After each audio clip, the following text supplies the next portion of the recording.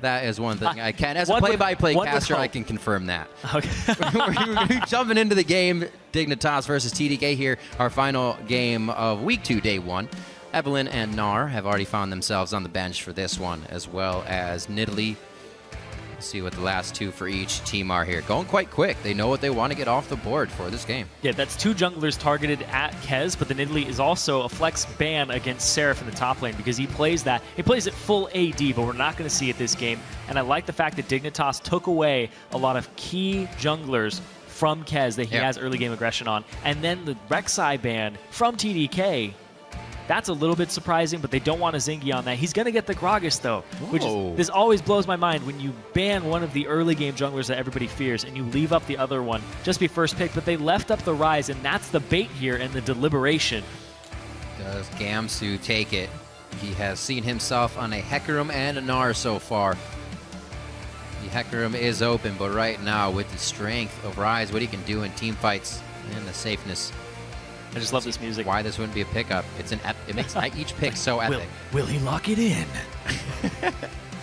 We'll see in a few minutes. And that is going to be a Ryze in the top lane and up against Seraph, who right now is the strongest member on TDK in terms of performance that we've seen in the past. And now he's up against this monster of a champion in this current patch that can just roll over him, and he has to play this safe. And I want to see what Seraph has up his sleeve against this champion.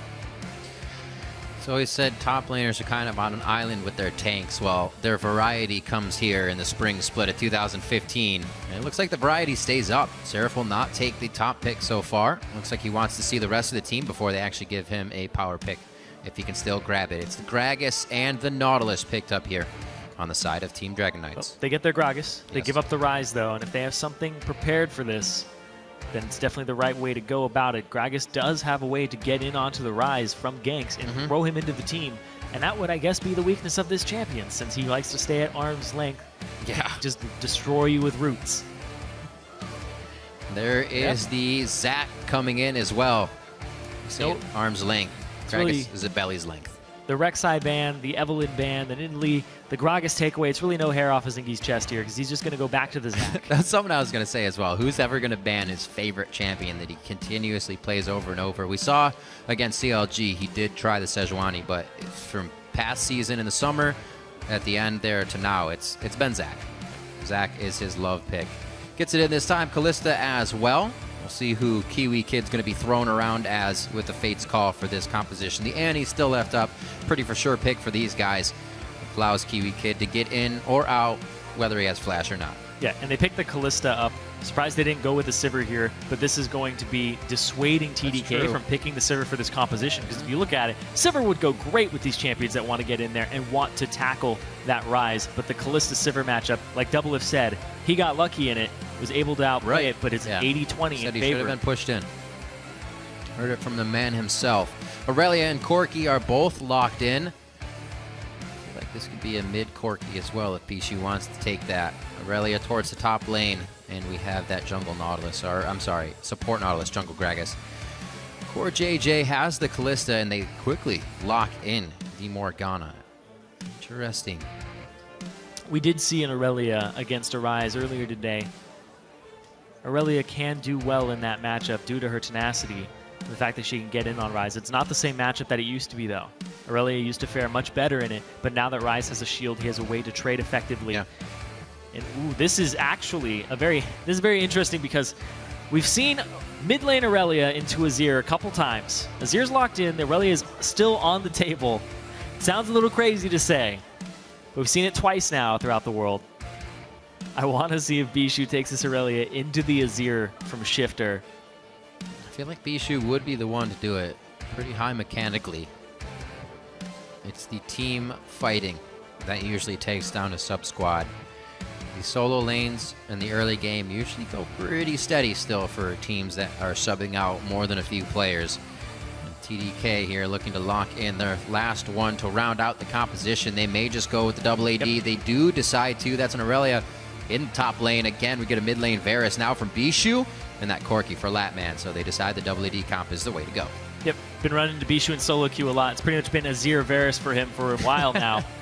His Varus is actually, from what I was seeing, pretty deadly And the fact he's going to play it into this Azir, Azir's not going to have a lot of threat onto the Varus during the laning phase. It's going to be in Varus' favor for most of it. I keep swapping between Varus and Varus every time I say it. It's going to be a different name. But you can see TDK's composition, once again, double AD. They do have a lot of wave clear here. And then it's going to be Seraph split pushing. This is a team designed to split push and wave clear and siege with 4 people, and then have Seraph TP in later. And then if you look over at Dignitas' composition, this is a little bit of team fight, and it's a little bit all over the place. Late game is the name of the game for Dignitas right now. Get Kiwi Kid out of lane on Morgana, affect these lanes, try to snowball them, try to team fight after that, and that's the strat right there for them. It's the man Rico on your screen.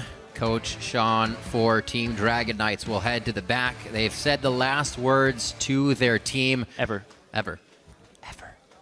In just a few minutes. Hopefully they're shaking their hands due to a victory. The teams have locked in their champion, so start sending us your picks for this game. Tweet at LOL Esports with the hashtag DIGWin or the hashtag TDKWin. We'll update the fan poll with your votes shortly as we head into the game. Final game here, Week 2, Day 1. We're going to get Team Dragon Knights versus Team Dignitas, and we are on the Rift.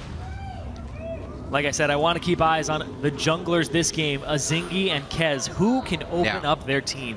Because Dignitas' composition, if a kill falls into any of these laners' hands early on, it is a gift from Azingi. Because if you get that Rise going, you get that. You get that Azir off the ground. You let that Kalista get closer to her 2-item spike. The game is going to get out of hand very quickly. TDK, though, they want to siege. They want to get some kills. They don't need them, but they have really good sieging capabilities. Only thing is, Azingi has a great champion for breaking sieges and starting the fights. Oh, Gamsu getting found out. We'll see how he does on this Rise, as well as we were just talking about Azingi looking to give him some help. Nope, he's going to ward the back of it. Nobody's there to kill it. So he gets all that information that everybody from TDK is there. You are a very dangerous man, Gamsu. He's going to back out, though. We'll see how he plays this Rise. We do know he's been playing the Hecarim lately. He likes the Ignite Hecarim. A little bit of different style, but he should still be going with a W-level Rise and then spam QE, QE. And then a few Ws and then QE, QE. It's the Wakek combo. The Wakek. W, right. Q, E, Q, because that's what you say when you start running that combo and you're like, Wakek, Wakek, Wakek. You sound like the penguin from Batman. Well, he has a while. That's at least how I remember it, because if you drop that combo just one spell in the wrong order, you end up dropping the whole thing, and you're not going to be able to keep them rooted in place forever. That is true. If you do it wrong, you don't get the cooldowns you need, and they just kind of walk away from you. Very nice clap. He made it by. That was like a golf clap. I was like, oh, it was. It was formal. It was a nice play. Oh. He squeaked himself by. Jolly good squeak. Jolly good. All right, so he gets, or gives, I should say, no knowledge to TDK as they head to the top side. Looks like with a bit of a Raptor camp, Seraph's going to try to get himself a bit of a lead to whatever lane he goes in here. But Gamsu's going to be a little worried.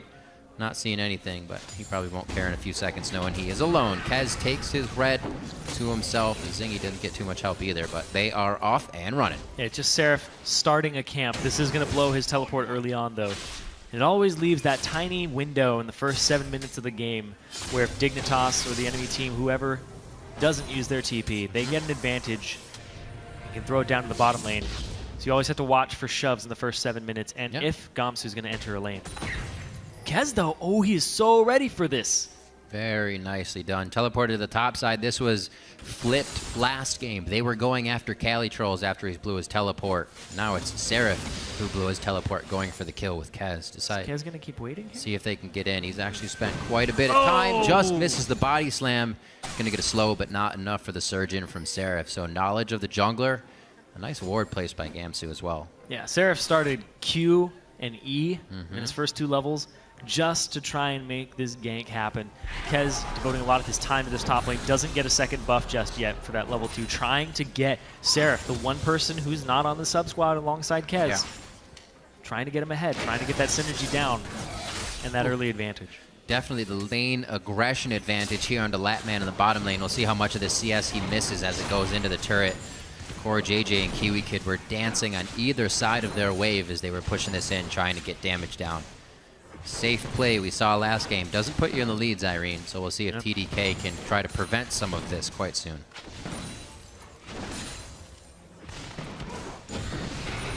farming pretty well. Not too bad. Brings himself up to 16 out of the 22 that Core JJ has grabbed so far here 4 minutes into the game. So he's keeping himself on par. Just a little bit under. Their backs should be nearly the same. Bishu in the mid lane already took soldier damage here from Shifter. It looks like the consumables are going to keep him clearing those waves, actually. So no problem there as well. I'm just waiting for Kez to be able to muster up another gank since he was found out in the bot lane, or top lane for his first. Yeah, and then that put him behind in CS. You can see his Right. been farming really well so far. He goes for the Bomby Cinder before he completes his jungle item, just so he can get some wards in his inventory as well. Oops. And some extra potions. And Kez, he goes straight for the jungle item, tries to clear out because he didn't get his second buff just yet. He's getting it now. Off and running. Gromp will be his. Let's see his HP. He's actually got good HP. He may head towards the bottom lane for pressure. Oh, that soldier's like, come here. He's just on the outside. Cannot get.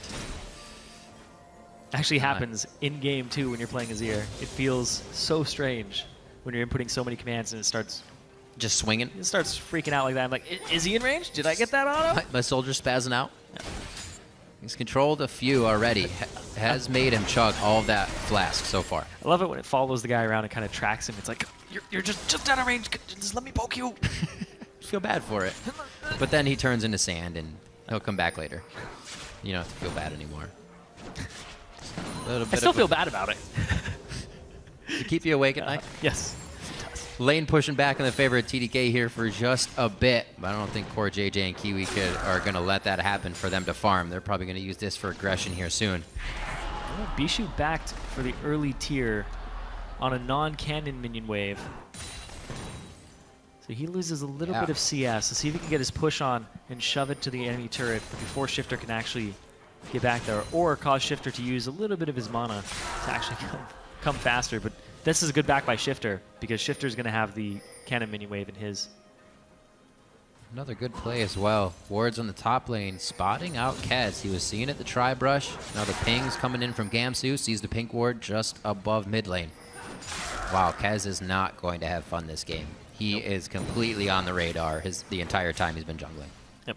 It's a predictable strategy, though, when you have 3 substitutes on your team. Which lane are you going to gank as the non-substitute jungler? Probably the guy you know best on the team. Right. That's true. Definitely playing to that effect. It is 50-29 in that top lane.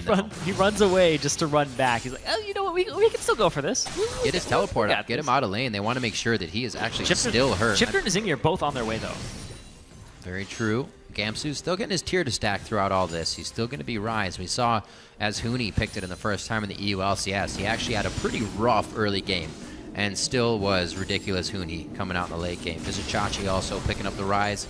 Seen it more and more due to that late game fighting. Yeah. This is amounting in a little bit of a CS lead here for Seraph. He did start that camp at level 1 and got the level 2 advantage. True. And they did have the early gank and pressure on Gamsu. He didn't have to blow any summoners, but it still has amounted in pressure for Seraph and a CS advantage. Bishu, though, when Shifter left his lane just now, he didn't punish him.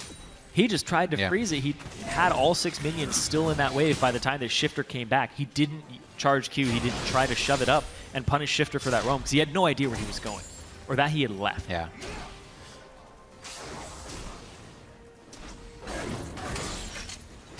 Bishu looking for farm as well as a bit of aggression here in the mid lane as he charges up that tier. Still being pushed back a bit, but good farming between both these guys. They will be very useful in the first fight here if neither of them can take each other out within the next few minutes. I don't think we're going to get jungle pressure here either. No worries for these two. Like you said, we'd see Bishu playing a little too safe, and Shifter just using soldiers as well. Nice hit there. It's the poke back and forth. No, you go low. No, just back and forth, trying to get that advantage. Once again, both junglers top lane. The ward coverage, though, is in favor of Dignitas. They know this. They don't know Zingy's there, though. Oh! Slingshot actually misses as Zingy says Jello. They want to get on Gamsu. Here. He should be able to make it out. Arcane Mastery coming up nicely to give him a bit of shield. And he's out safely. Really nice by both teams there. Yeah. But that was TDK operating without information of Zingy's positioning, and Seraph reacting very quickly. But the thing is, they didn't overlap their CCs. It was not, he is in Rune Prison while you have the elastic shot coming down on top of him. There was a little bit of a lack of overlap of CC there that would have resulted in more damage. See, this is a walkout. Gamsu is going ahead and waltz back to lane. No teleport needed there, so still up for both him and Seraph. 9 minutes into the game now. About a 400 gold lead in favor of Team Dragon Knights. It's going to come out of the laning phase. A few CS here, a few CS there. And Core JJ has still been able to keep Latman down a few, but they're still doing a lot better than previous games. Latman and Baby in that battle. Yeah, Latman and Baby, they've had some problems in the past against Team Liquid and Gravity. They didn't have the best of games, the best of bot lane times. Yeah. It was the worst of bot lane times. Yeah, it could have been. Depends on how you look at it. But right now, TDK slightly in the advantage. It's not really a big advantage that's worth talking about just yet, because the junglers, they still haven't gotten off the ground. Yeah. And when this is happening in the game and you have such a late game composition from both teams actually favor the late game right now, it's just going to be coming down to team fights and execution. And Shifter, in his little sound on tape we had earlier, yeah, he was talking about how they don't have good coordination. They don't have good team fighting. Maybe that's where Dignitas is aiming to hit TDK, waiting for that stage of the game, just trying to hold off, trying to be team fight champions, and try to beat them there. That's kind of what I was looking at for TDK as well, is where do they, you know, kind of go off the handle, or do they do what comes natural to them? Do they say, since we don't have too many strats, do we do things that we all normally do? We're okay at dragons, we know how to position around that. We're okay at protecting a buff, but maybe the tower dive won't work since the synergy's not there. Oop. How do they actually make it work? And right now, it's still the word defense. Stay defensive. Nice hit by Shifter, trying to come in with a zingy there. Not too much came of it.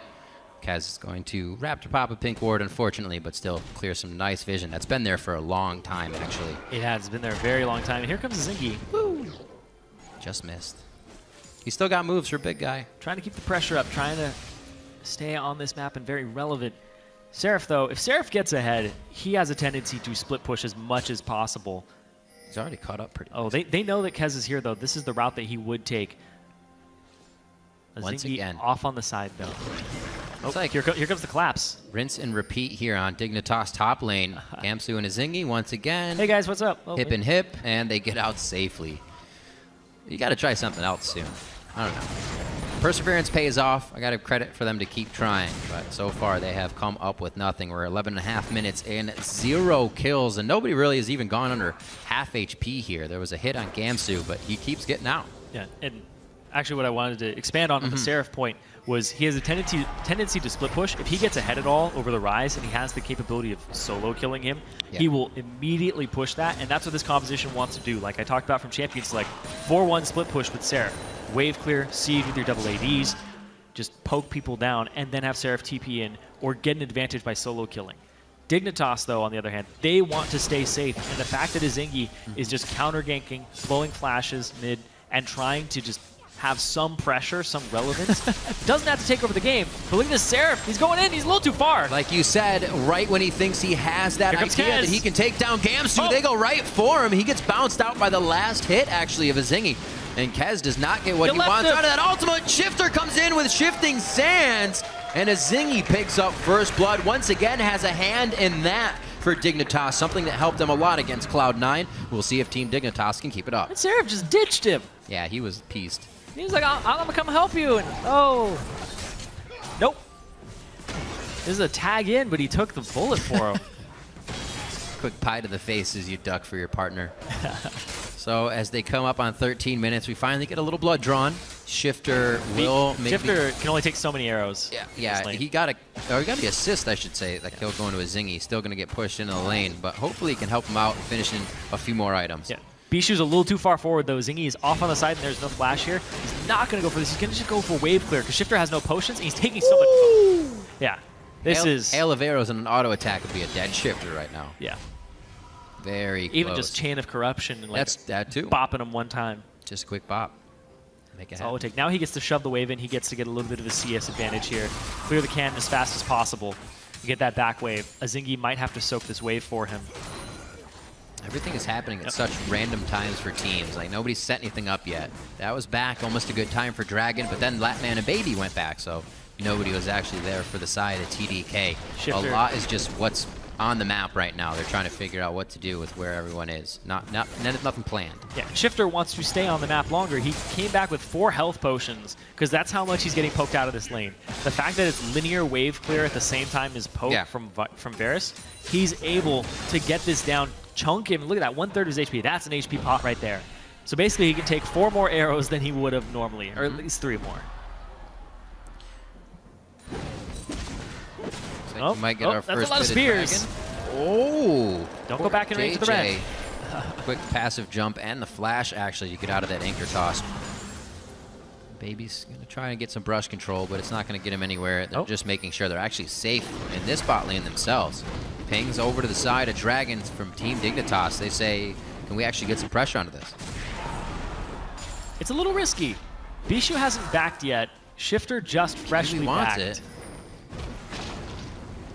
Yeah, Bishu's just the movement. Very nice play from Team Dignitas here. Yeah. Just to say, hey, of course we know, and you're definitely going to have to fight us if you want to try. So kind of flexing their muscles. Nobody gets the dragon just yet, but that does mean we are going to get the full 5v5 fight. No one gets picked off. Not too much jungler intervention has really helped TDK. Azingi's first try coming over on the bait from Gamsu, coming up nicely with a rotation kill from Shifter in the mid lane. So those guys have a little bit to start this. It looks like they're resting on that gold right now, not pressuring too much. Kez is actually coming down bottom lane now. They set this up with a pink ward. Making sure, that they can't see him. It's still, all right. Oh, black shield. Depth charge. There it is. Fate's Call, pulled right out. So many options, variables to get themselves out of the fight, and only one flash had to be blown there to make sure Core JJ didn't get into too much of a dangerous position. So another attempt by TDK, unfortunately, does not work towards the bottom lane. Yep. Despite being down a kill, though, they are up in gold overall, just based off of CS. Making the lanes work. From Seraph and from Bishu in the mid lane. So it's kind of like what CLG was doing, except not to that extent, where everybody's just having a better laning phase. Bishu, he still hasn't backed yet, but he needed this blue buff very desperately because when you bring 4 health potions back to the lane like Shifter did, that takes a toll on your mana pool as a poker because you keep throwing out these Qs, and it's like, okay, I need to throw out 4 more Qs to get through his life pool to the same point that I would have before. But now I still have the same amount of mana. So now that he has this blue buff on him, it's a good time for Bishu to continue this poke pattern. He won't have to back for a while, but he's sitting on 1,600 gold. Oh! Yeah. Just please stop. Oh, I can feel that. Wow, big damage to Bishu. Shifter comes back with a Morello Namakan. Ability tome on that as well. Does not look like they are going to be able to stop him anytime soon. Already putting soldiers down in the turret. Forced by Bishu to clear out those Qs. Like you said, going back to spend that 1,600 some gold, so he'll be away from lane. Actually, stop. No, he doesn't want to. He wants one more shot out. He doesn't want to. He wants to stay there as long as possible. Got the blue. Why not? And keep this pattern. Look at that. How? It's like right on the end every time. You think you got him shoved out of the wave, but you don't. Yep. Oh, almost. He's still up though. 164 there, being pushed. He's still gonna. Is he gonna stay? Finally gets a chance to back. Okay. He's got to go. He's gonna go. He used all that blue in lane, so I guess it doesn't matter anymore. It's gonna be worn off. Dragon is ready to be taken down. They have the back on Morg. They just saw her. Yeah. back, so this is a great time to converge onto the Dragon here from TDK. Zingy with the flyby. I want to see it. Also, he's back. Another part of this is if a fight does break out, Bishu just purchased Brutalizer and his Ionian Boots of Lucidity, has a lot of cooldown. So if this does break into a 5v5 fight, it's going to be in favor of TDK. And now Shifter, he backs, so it's definitely going over to TDK uncontested. It's going to be a little bit of pain. 4.8 seconds for each one of those piercing arrows to come out. And right now, they're hitting for pretty good damage. Over 300, so not going to be something you'll be wanting to take too much of. 300 to 500. 325, yeah. So probably that 500. Depending on how many things it's passed through as well. Slamming Shifter in the face when he charges up a full one that we've been seeing here in the mid lane. Now that he's got more damage, Shifter's going to have to be even more careful. Needlessly large rod for him, so he can start to output a little bit of DPS as well on top of what we already saw. Very aggressive movements here from the bot lane. One binding or one anchor toss seems like it could really turn the tide here. Both teams are looking for those abilities. And while all that Dragon was going down, Bishu just shoved mid lane up, Shifter backed, and they got that turret for themselves. That's extra gold in the pocket of TDK. And the sub squad pulling out some moves today. pretty much just staying safe. But look at this. Oh, we got another one. What a crazy interaction. A flash out from Latman. Didn't have the Valkyrie since he already used it. Kiwi Kid low takes a shot, but he's going to stay alive. Latman did not have a big rocket loaded up. Oh, Kez, be a man. Flash throw the barrel. Kill him. Could have done it. Could have done it. But no. Kez is going to go with the reserved play because that's very punishable. Blow your flash. Look at this. Oh, Seraph. Oh. There's the rise. Turn away. WQE. Turn away. Can I open my eyes yet? Yeah. Well, you can look, Rip. Okay, I had to save you from that. It looks like nothing happened. That's fine with me. You're so innocent, young. I don't want you to see that. Why does it happen so quickly? 20 minutes on the clock. Seraph finds out what the Rise can do, even if you hold him down a little bit by 30 CS in lane. 101 now as Gamsky starts to take over that lane, solo style. Even pressured by Kez for a long time. Oh, it's a 30 CS advantage, just Trinity Force completed. And yeah. Now he's like, okay, I got to get Merctress. The pain game, because what just happened? You were going to show it again? Why? Boom. So he ults Arcane Mastery's shield, so Seraph can't even come back in. And just the thing that actually Seraph could have done was keep in the minions, because then he cannot continuously Q you, and that's one thing that goes against if you're fighting in a wave against Rise. It lowers the damage that you take, you're still but getting it. Right. Yeah, you're still getting his cooldown. I'm glad there was no sound of that, because we got to hear no evil that time. Oh, man. It's the little things. You might take a bit of damage, but you won't take the full. Oh, dear. I won't die, but I'll be very uncomfortable for 6 seconds. Or hopefully you standing in the same get spot. out of range and don't take it at all, and the minions take it. It's painful. It's definitely hard. You can see that even with the tenacity, Seraph not able to get out of that situation. Merc treads on top of the Triforce for him. Already the Aegis being built up here by Kez. He knows the pain factor coming in. Shifter is pretty big in the mid lane. And Gamsu is only going to wreak havoc along with Kiwi Kid's ultimates and bindings to start off these fights. Dignitas solely needed that, though, because that shuts down Seraph's whole, I'm going to split push you to death, because, they first picked a Rise against us because we left it open, and now he's going to possibly take over the game. He's at least going to take over that lane until Seraph gets assistance. Looking at all that focus Kez put up there, Gamsu gets it to work for himself, even with that aggression. Strong play from each individual member of this season. It's really not one person kind of going off here for Dig, and it seems the team comes together much better. They're coming down bottom now from TDK. Bishu on his way. Kez finds this ward because they saw Shifter go up, and now you can see they seem like they want this. They want this turret, and that's going to be Seraph holding mid lane. They give up a little bit of CS top, but Seraph, he still has a way to get back up there. They're just looking for a fight. TDK trying to rotate and allocate members to different parts of the map. You can see back up. Bishu's like, all right, let's go backward. Where'd my CS go? Seraph, what are you doing? Ooh. All right. All right. It makes sense. I feel like that was a bit of an unnecessary move. Well, if Azingi had flashed the other side of him and Let's Bounce, it would have knocked him 500 units towards where Shifter was. Kind of the reason to engage him to have to flash in the first place. I don't think Bishu really needed to do that. Oh, well. Hopefully it doesn't cost him too much in the next fight if he does need to flash. You have quite a bit of things that can close the gap on you. 59-41 here. Team Dignitas taking over on the vote here from social media as well. Yeah, TDK haven't really established themselves too much. Trying to get some hype, though, around Emperor and Ninja next week. Yeah. See what they can do for the team. Right now, though, TDK having some good play across the map. Those rotations to get that bottom turret. They gave up the top turret, though, to Gamsu. Yeah. And now they're going to give up this middle turret. Just some damage, though. Kez is here to clear it up. Seraph. Oh, okay, so they lane swapped their AD carry into a lane where they can get a different turret. Seraph's going to try to hold this.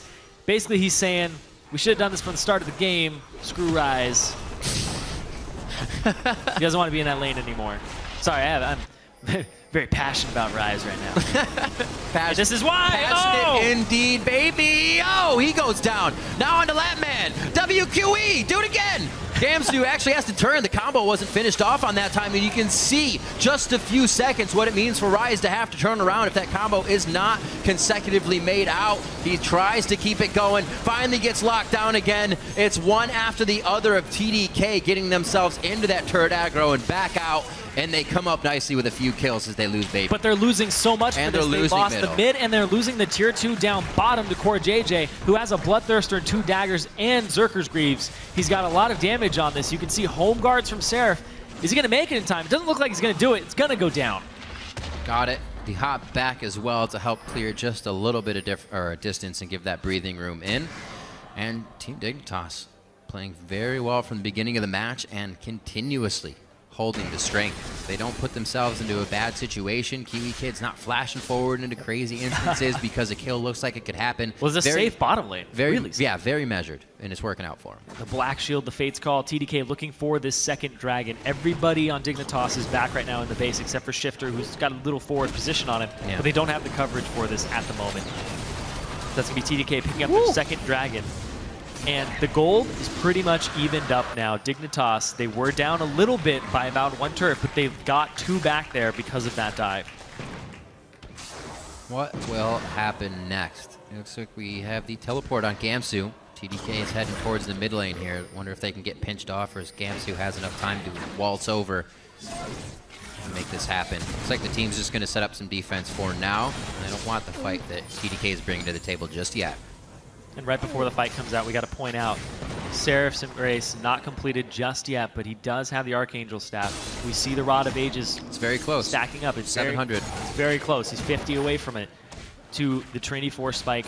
But Aurelia needs a little more oomph behind that. He needs to get that Spectre's Cowl, keep himself healthy, because it's a double, triple AP threat here, considering a lot of magic damage from the Zac. And there he goes on the Baby. Love what Dignitas is doing with their team here as well. The initiation from a Zingy already made it. Kiwi Kid's actually thrown a Talisman of Ascension in there to keep the engages going if anybody gets popped out. They are ready to take these fights over and over again, as long as Core JJ doesn't take too much damage, as he is right now.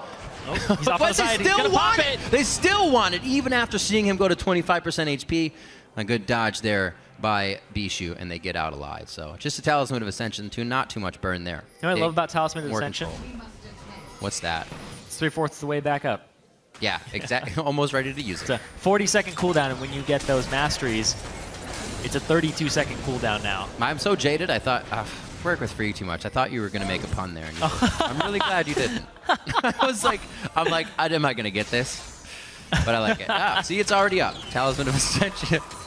Very useful here for Kiwi Kid. If he's not going to be Flash Tibbers, he's going to be doing the safe run-in and then run out if possible, after he gets his bindings and Soul Shackle. Yeah, Freak would have done something along the lines of, Talisman of Ascension, it's very suiting because Azir's in the game.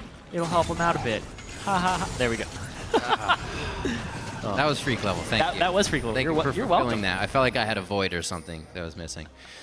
Dragon still a ways away here as we see 2 in the favor of TDK, just about 27 minutes into the game. Dig is keeping themselves away from these fights for now until they get the one they want. They did have a bit of that early game lead, but they fear the poke, they fear the Bishu, and they fear the Lapman right now because they could start this fight exactly like Core JJ was about to, at about 25% HP. Everybody's going pretty good builds right now. You see magic resistance prioritized on TDK's tanks across the board here. Even Baby is going for the Mikhail's Crucible. Baby got back. Get people out of Morgana bindings, save their lives. He doesn't have to go for the early locket because Kez has that already on him. Bishu with the Muramana completed, the CDR ready to poke up. And then Lapman, he also has a Bloodthirster on himself, just like Core JJ. So everybody is hitting these spikes at the same time. The big one, though, is when Gamsu, he gets that Luden's Echo. He's doing ridiculous damage before. It's just going to be even more ridiculous now with that item, considering Rise throws out so many spells during his supercharge. He's already got the Wisp. He's hanging on that for now. Nice hail of arrows, a little bit of a slow field in that choke point, so Team Dignitas can't get through the barrel as well. Things to deter them. And the Talisman of Ascension goes off. Only a Dark Binding as Zingy flies over the wall. Kez is going to be the first target they look at. Seraph's actually diving in to try and out. Gamsu a little too far forward. Takes the hits, but he's still alive. The Arcane Mastery and the Seraph's Embrace keep him alive. Kiwi Kid close to going down now as Zingy flies through with Shifter's soldiers, and they can only pick up a few more bits of DPS. It is going to be Baby going down by the hands of Kiwi Kid as they continue to fight. A nice hail of arrows once again to keep Gamsu from getting back into this one. The Talisman of Ascension could be coming back up soon here. A Zingy maybe with a slingshot. It's up already. This is an absolute coast-to-coast fight right now. Talisman of Ascension once. A Zingy going for the slingshot. It's not going to be in range, and the fight is finally called off by Dignitas as they make it 50% away up the lane. They just get to chase them all the way down, and that's Baron in their sights. The TP back in from Gamsu because he didn't die the first time they engaged on so low. Latman off on the side. He threw in the ward. Latman! Like, one more! Oh, so close! Oh! That was a lot of damage coming from Shifter Soldier right there. I wouldn't want to stand still either. Luden's Echo. Chomping at the bit. Dignitas finally gets a fight that they want, and that was off the Talisman of Ascension. Kiwi Kid flying in. You got to use it 3 times total. Yeah. Use it at the start. It's like Rizal. Chase them all. Don't mention Rise. But chases them all the way down the lane. Is able to use it again. But this right here, Gamsu. Seraph wants to kill him. Flashes away. Woo! Gamsu gets out. One more hit. Maybe would have been enough there. And Kiwi Kid almost dies. Flashes away. And this fight just trailing off Baby. He's backing up. He's like, oh, but he was burning the entire time from Kiwi Kid. That was a really nice hail of arrows to stop that. Not that it stopped everything they wanted it to stop, but it prevented it for a small amount of time. Yeah. Rise. Oh, okay. Just gonna take your soul, thank you. He gets out alive. Seraph says, I want that for a little bit longer, please. Yeah, that's the first edge that Dignitas has had in this game, though, is off that fight and off of chasing them down the lane. And Dignitas talked about it, Shifter talked about it. That's how they're going to get this edge in this game. And I said at the start, if this team composition makes it to late game and they can get these team fights, they can break the siege with Zac, get in there with Morgana, and the Talisman of Ascension is just going to help them out even more in these team fights, starting them off against TDK, which wants to keep you at arm's distance. Very focused in their dives as well. Or even dives, elongated fights, not doing things that would put them in a bad situation or disadvantageous.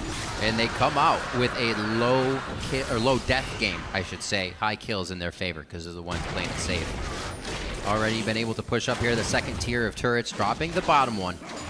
We're going to have Core JJ clean up a little bit. A good spot for Dig to be in here. They have some breathing room. They can clear their waves and then set up what they want to do next. Aegis being built up as well by Kiwi Kid, so that's not going to hurt too much on the side of TDK. They don't have too many members that's going to stop, but still, they kind of have to boot items now. It's a surplus of what they can put in their inventory.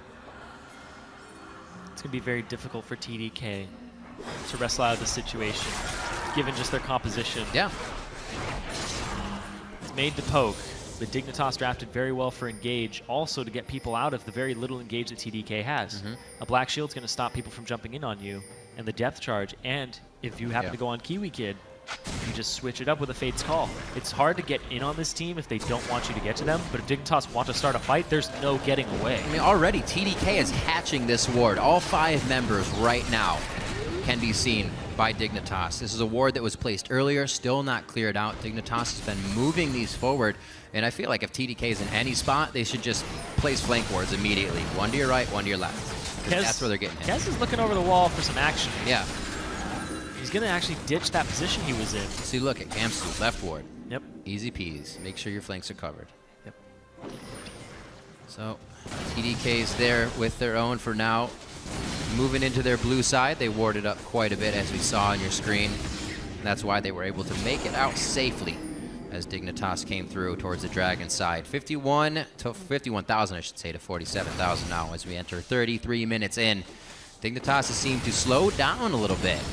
Can't get past this second tier of turrets unless TDK is not there, so they're going to have to do something tricky to make that happen. Wave clear is still pretty good for TDK. That's the good thing for TDK, is they have a lot of wave clear and siege. You make it up to their turrets, they have Corki, they have Varus, they have Gragas barrels to help clear them out, and then you have to think of the split push threat Seraph, even though he's not that much of a threat anymore in this game. It's strange to say that a late game Aurelia is not a huge threat in this game. There's a lot of counter to him right now on this Team Dignitas composition. You have multiple ways to get him off members, whether it's the Emperor's Divide, Asingi using Let's Bounce, or just Gamsu soloing him out with multiple routes. Right. Or you try to dive in, you just get a gigantic Emperor's Divide in your face, and then you can't get onto anybody. Going through some items.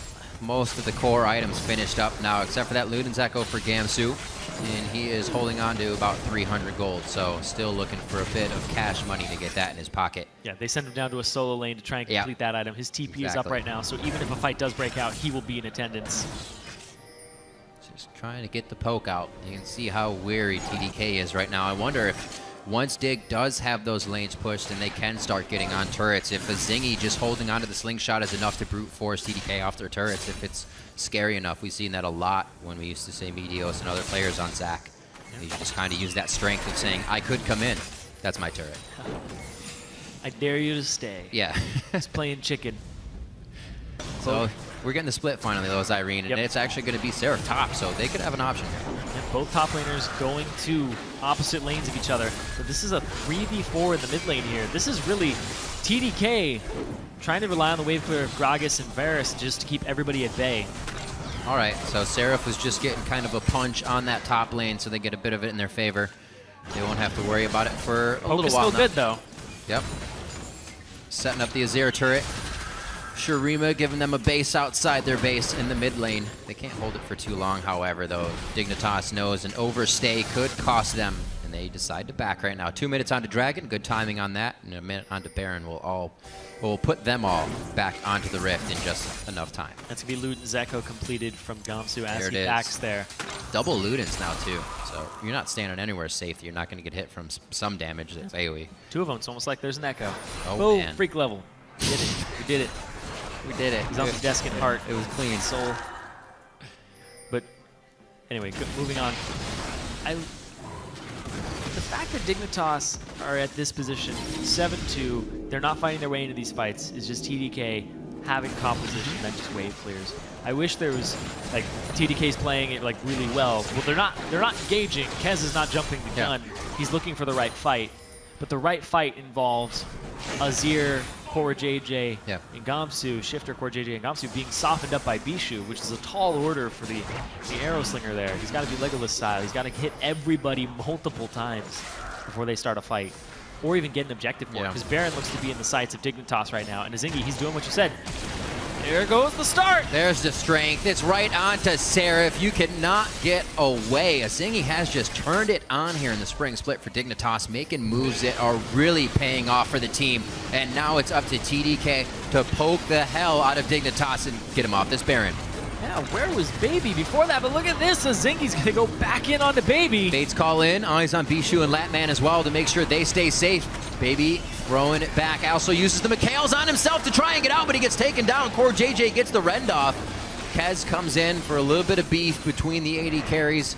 And it looks like Dig's actually just going to answer it, go back to Baron and make it happen. You got to remember, though, it's Latman and Bishu and Kez. They can all poke quite nicely. And look at the health of Dignitas here. This could be scary.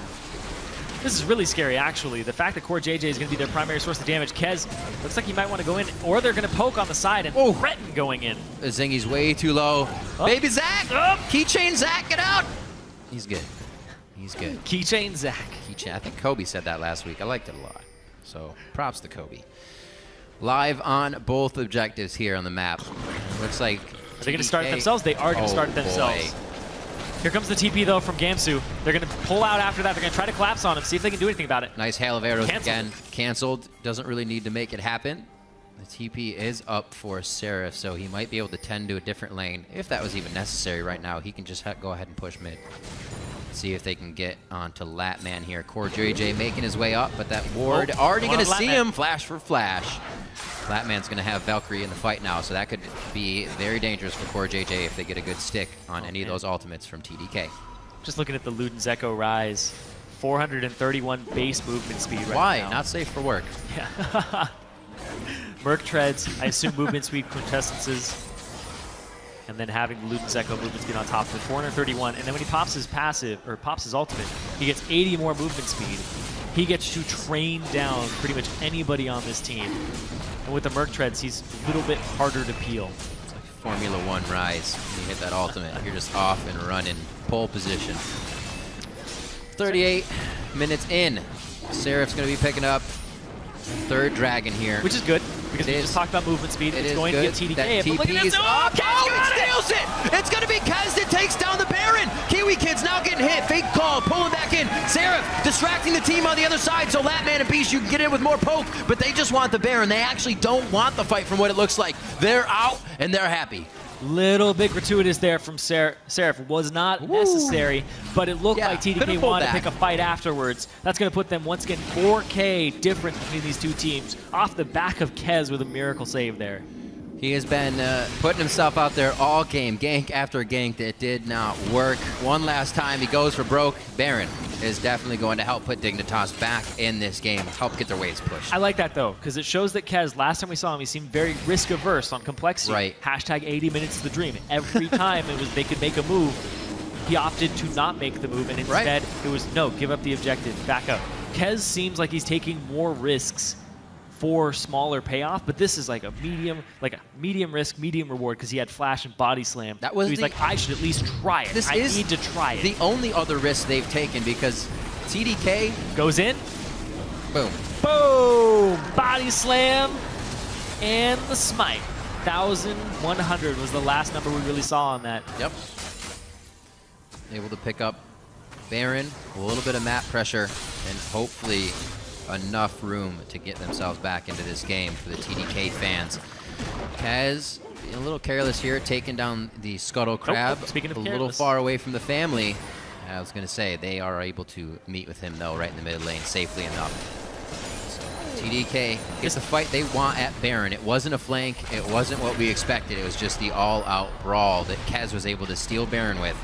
And now we'll see if they can get the fight 5v5 right in front of Dignitas. This team composition with Baron operates fairly well. They want to poke. They want to get these very squishy members, Shifter and Core JJ, to a little bit lower HP before they engage a fight. Zingy, he wants to jump in, though. We'll see, because this composition, both of them are set up for wave clear situations. Shifter can clear these casters out very quickly. He can also clear the melees. Apparently, when you sweep the Azir turret, you see it, so. It gave eyes back. It's here. Oh, Zingy over the wall. Let's bounce. Stunned, though. He did get stunned right at the beginning. Flies through. And Zingy tries to keep it in the fight. He's going down. The blobs are out. The passive is down as well. And that's a 5v4 now for Team Dragon Knights. But again, they are having hard hats on. And they are not going to go in under the turret. They make sure it's safe. They know they have Baron, and the wave was not too far off.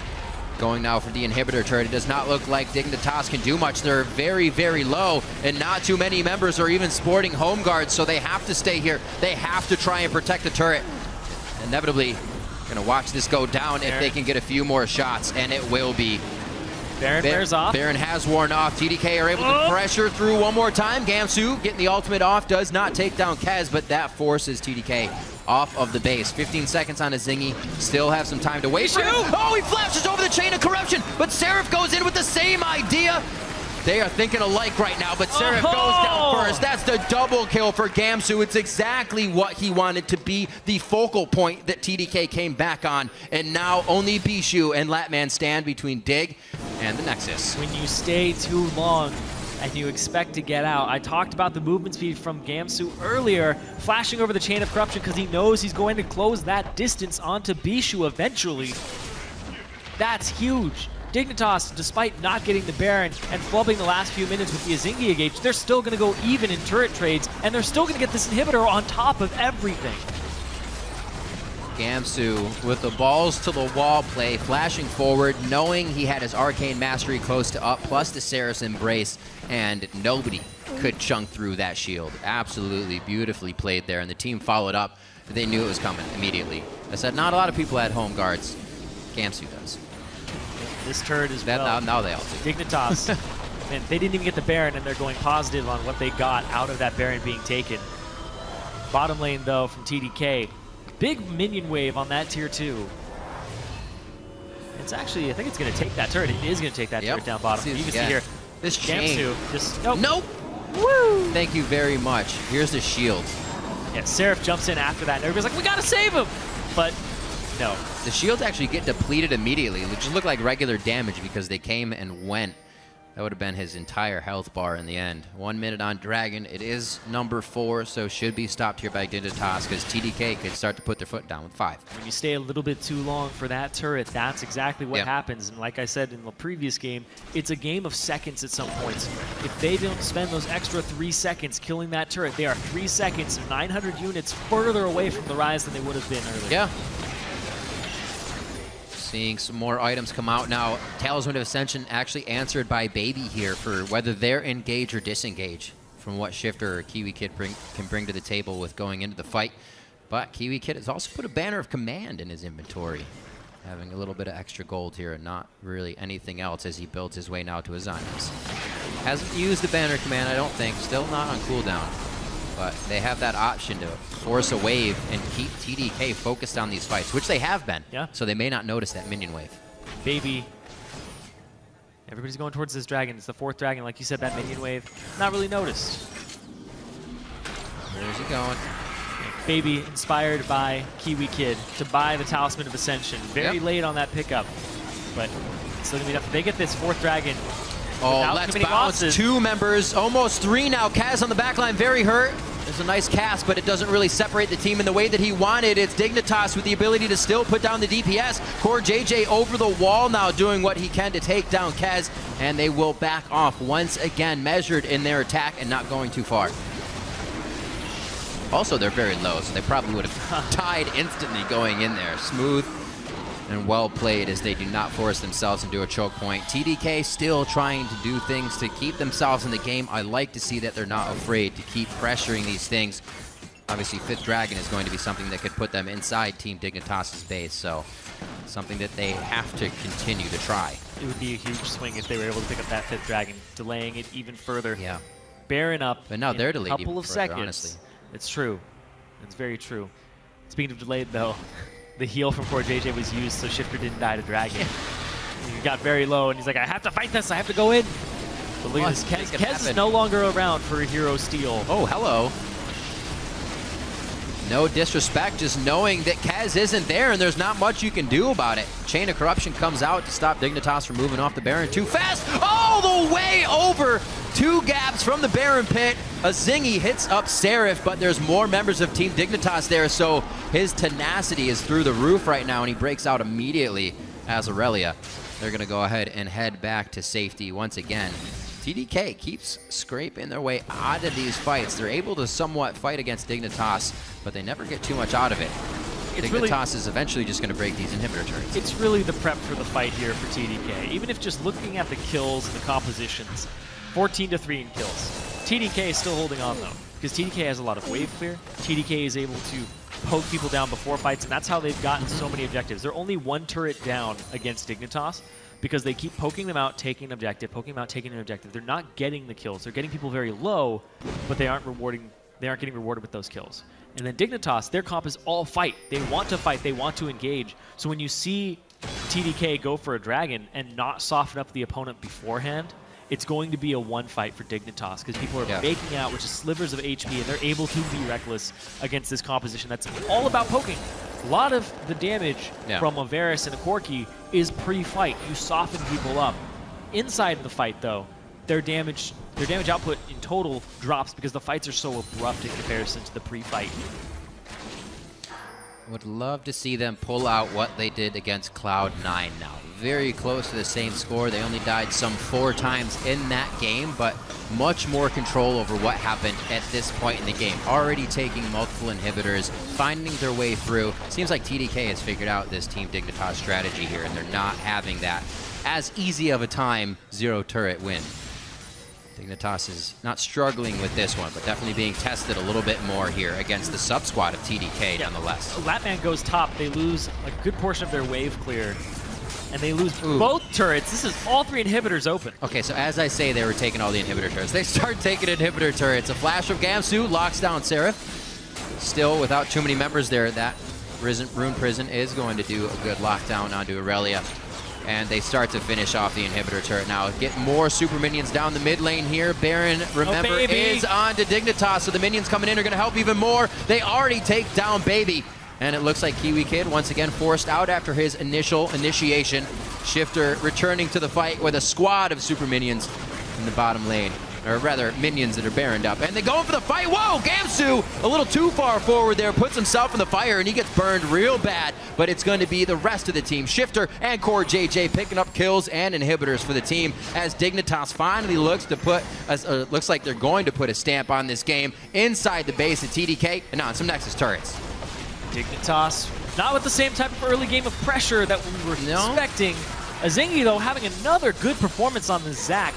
I am extremely surprised with how he's performing this season. In a way, if it's the thing that he can get the best engages on, like I said, the CLG Sejuani game he played wasn't that great. Maybe people will start banning out this Zac against Azingi since it's become so good with the team. Maybe even it was Dignitas that started working better with it as he leveled up his play as well. It's just all come together for Dig. As you can see, 4 members down, and Seraph almost on the fountain as he's quite dead. Team Dignitas are going to take down Team Dragon Knights. 49 minutes. Very low kill game there from TDK. Once again. High kill from Dignitas. They're really in a habit of starving their opponents. And the way they played that, it wasn't just draft, it was the way they played the map on Dignitas' side. The way they played the team fights around Azingi was well executed. The chase down top lane was the big play of this game that opened up the map off of Kiwi Kid's Talisman of Ascension, run in over and over again. The relentlessness of this composition, when they see and they smell blood, they're like sharks. They will keep going for that kill. Yeah, as well. Also stopping when they needed to. We did see that one fight in the top lane go pretty much from in second tier turret to second tier turret. Dignitas knew they had it. Definitely something that's different in their play. Very methodical, very measured in what they're doing. And like you said, low kill games, low death games as well. Only 4 deaths against Cloud9 when they played that matchup. Team Dignitas definitely looking better here in the spring split. For TDK, not much you can say other than hopefully this doesn't hurt it when they bring out the original main roster that they've been looking to play with. It's hard to say original because they changed since they played in Challenger. That's true. Not original, but the main roster they're looking to play with. Because they definitely seem like they can start putting some numbers in that win column once they get the full team. Kez playing with 3 subs. Not to say that 3 subs are bad, just naming them as 3 subs because it's a big thing. To play with 3 subs on the LCS stage does not give you the team fight coordination, and that's 20 to 30 to 40 minutes is where we see a sub-team fall apart. But what I'm getting at here is that TDK actually still look pretty good. So with that main 5, they could be a threat. The thing about this game, though, was they didn't put a lot of weight on Kez's shoulders or Seraph's shoulders. It was really a poke composition with an AD carry and mid laner. And Bishu, I have to say, did step up to the table. He has 50,000 damage this game, and I know that's the nature of poke champions, but you look at Latman, he's got less than half. He's got 23,000 damage. Yeah. And then you look at Shifter, who was also playing a champion like Azir, 29,000 compared to the 50,000 that Bishu did. So Bishu was basically the strategy of TDK, and it was ruined by that guy you were seeing there on your screen, Azingi, who kept getting those perfect engages on the back line. Over and over, and especially, we didn't even get to see them really bring it to a turret where I was saying maybe he'll just pressure him off the turret, and Dignitas is big enough. He just kept coming from the side and slingshotting himself in, and then Kiwi Kid would Talisman of Ascension up the gut or come from the flank. It was really well executed there. Every time they were kind of looking for TDK to play into their hands, they did. It was pressure that ultimately made TDK's defense go to the wayside. As I was saying, there weren't enough wards. They need to place one left and right. They actually had that in that blue side jungle, and TDK walked away from Dignitas in that instance. Fast forward 5 or 10 minutes, that kind of falls to the wayside. You may not have a ward as you move forward. Azingi flies over 3 or 4 walls, and the fight goes over. So Dignitas definitely keeping their mind in the game the full time. Better with a full squad. Yeah, TDK made it happen. TDK kept their minds in the game. They were playing around the map, the poke, the playing around that. And Kez with the steal was something I actually really, since it's a sub squad and they aren't expecting to get a whole lot of victories with it, the fact he's able to make those risky plays and say, you know what, I will go for this, seems very un-Kez-like from what we saw previously. So I'm glad we're seeing that from him. Absolutely. Maybe big things for the team once they get that main roster. To share their thoughts on that match, let's send it